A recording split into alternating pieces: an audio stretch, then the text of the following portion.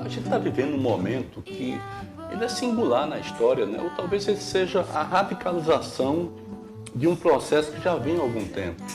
Tudo que é sólido desmancha no ar, ou seja, a velocidade das coisas, né? Ela vai ser em função do desenvolvimento do capitalismo, do avanço do capitalismo, não do avanço social, mas do tempo.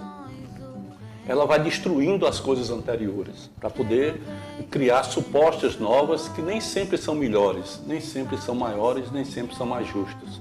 Se tiver acesso à memória, vai perceber claramente que a vida pode e deve ser diferente.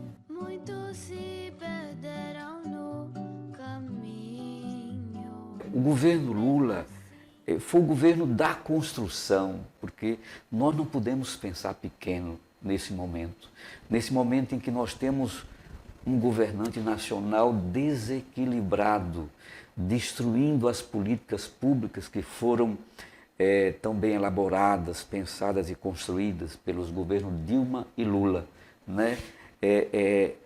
Nós que pensamos a política como uma atividade grande, né? Nesse momento nós temos que olhar, ver um horizonte lá na frente, pensar positivamente e saber e ter a consciência de que nós temos uma tarefa enorme, um desafio extraordinário, que é cuidar bem da eleição do presidente Lula em 2022. É uma relação inicialmente de admiração, né? Eu acho que Lula é a maior liderança política que esse país já formou e é uma liderança diferenciada. A história de cada um deles se mistura, né, Ricardo? Desde estudante, desde que foi líder estudantil, acho que ajudou a fundar o PT, né? E aí começou a se destacar em diversas esferas de atuação política. E realmente aí constitui uma grande identidade, né? O Ricardo é uma expressão que extrapola a Paraíba. Então são duas grandes expressões nacionais e com muita identidade, muita amizade. Eu acho que há entre eles bastante companheirismo também. E isso é uma coisa que processo nenhum quebra. Os dois governos foram governos que tiveram uma opção muito clara pelos mais pobres, pelas pessoas que mais precisam. Lula, eu tive a oportunidade e o privilégio de ser parlamentar naquele momento que Lula foi presidente. O programa Fome Zero, por exemplo, a organização do Sistema Nacional de Juventude, programa de aquisição de alimentos. Ricardo já era prefeito de João Pessoa e ele já replicava, né, e tinha também iniciativas nesse sentido, olhando para a periferia. Nós pensamos bastante próximos, né? Nós temos pensamentos convergentes, né? A história, não só nós, enfim. Você tem uma parte da política que pensa de uma forma convergente. E quando o Ricardo foi eleito governador, organiza o Estado nesse sentido também, né, e avança na mesma agenda, vamos assim dizer, de olhar para os mais pobres. Eu lembro que uma coisa que marcou muito o governo de Ricardo, por exemplo, é a oportunidade e a expansão, né, do ensino público, do ensino superior, assim como a gente fez a nível nacional, né, no ensino federal, nos IFs, nos institutos federais. Ricardo fez também nas escolas técnicas estaduais. Um Estado que sempre funcionou em função de algumas famílias, um familismo muito presente, e nós sabíamos que o nosso dever era fazer com que esse Estado fosse aberto à sua grande maioria. Ricardo Coutinho, ele foi o maior realizador de obras no nosso Estado até hoje. E aí eu cito o Trevo das Mangabeiras, a nova sede da Polícia Civil, a reforma do nosso estádio, quilômetros e quilômetros de estradas onde você nem tinha uma ligação de um município a outra. Ricardo conseguiu ligar todas essas estradas. Então, as questões de infraestrutura foram questões muito importantes no governo de Ricardo. Então, acho que a gente tem a obrigação de todo dia olhar pelo retrovisor e lembrar à sociedade o que era ela e o que se tornou. Era um caos absoluto, em todos os sentidos. Mas na educação, para você ter uma ideia, o compromisso do Estado é com o ensino médio, né? Se tem ensino fundamental, ele tem que dar conta. Mas o compromisso constitucional dele é com o ensino médio. Nas gestões anteriores foram abertas muitas escolas de ensino médio. Só que como eram essas escolas? Uma sala de aula dentro de uma escola municipal.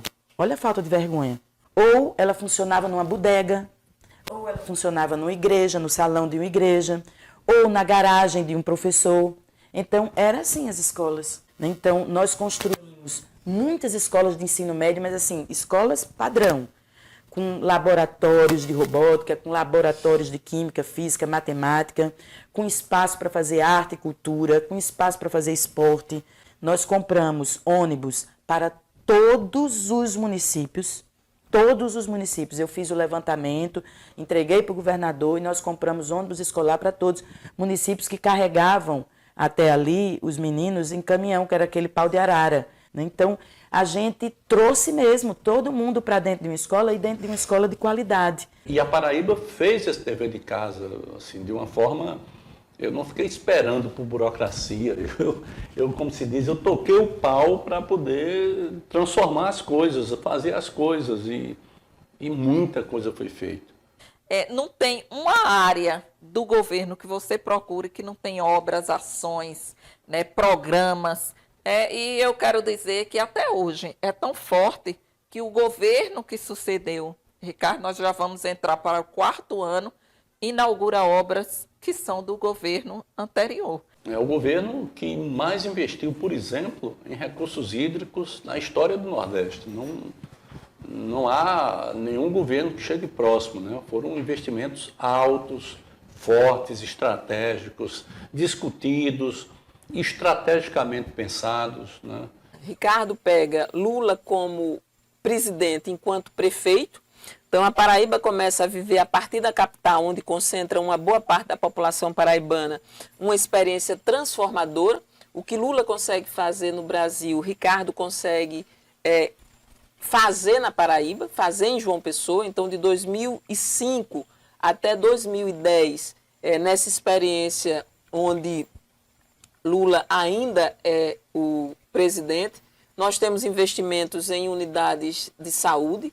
Então, aqui se constrói saúde da família, clínicas de saúde da família. Começa a se construir escolas com padrão de permanência integral. Nós começamos a ter esse círculo virtuoso de transformação da gestão do país, do crescimento do Nordeste e do crescimento da Paraíba com a administração de Ricardo, que vai de 2011 até 2018. Ricardo fez o conjunto Cidade Madura, Ricardo fez um conjunto de ações sociais, governou para os mais humildes. O Brasil em derrocada por conta da crise política e da crise da democracia, mas a Paraíba estabilizada por conta dessa capacidade de governança, de governabilidade e, sobretudo, de liderança política que Ricardo implementa aqui junto com um grupo de pessoas da qual eu também integrava essa equipe. Foi um governador para Paraíba assim, absolutamente diferente,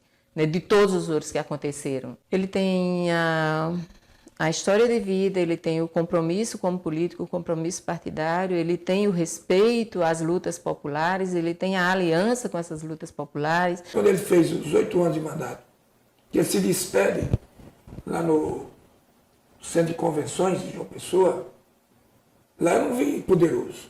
Lá eu não vi dono de canal de televisão. Lá eu não vi usineiro. Lá eu vi quilombola, eu vi os índios, eu vi os jovens que foram estudar na Espanha, na Argentina. Eu vi professores que foram para a Austrália.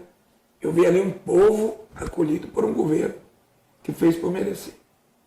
Eu não tenho dúvida que o nosso retorno ao Partido dos Trabalhadores tem a ver com uma conjuntura aqui no Estado. Então, acho que a Paraíba vai reconhecer isso, a Paraíba vai dizer que nós precisamos eleger Lula e que nós precisamos, para fortalecer Lula, eleger senador, eleger uma bancada de deputado federal e deputado estadual que dê sustentação e que possa estar discutindo o Brasil e disposto a enfrentar os desafios programáticos com muita determinação, com muita luta. Num determinado momento fizemos muito, então é possível fazer muito mais, mesmo sabendo que o Brasil, nessa fase de conserto, né, de transição, vai passar por uma dificuldade enorme E é por isso que a gente precisa ter um povo bem mais organizado, né? Por isso que a gente precisa ter um choque de redemocratização no país, para poder garantir a transição democrática. E é preciso que a gente tenha um Congresso diferente, né? Um Congresso que esteja disposto a construir essas políticas. Portanto, é fundamental que o voto que seja dado ao presidente Lula, ou que seja dado em função de uma perspectiva de mudança para o Brasil, esse voto possa ser casado com as eleições para o Congresso Nacional, para deputado federal e para senador, porque haverá uma grande disputa nesse país, disputa de projeto, onde as mesmas forças que há poucos anos derrubaram a presidente estarão agindo caso sejam eleitas. E nós precisamos renovar isso, né? Em síntese é isso, o direito à memória é a expressão talvez mais acabada, mais clara, mais necessária, né, da perspectiva de um novo Brasil.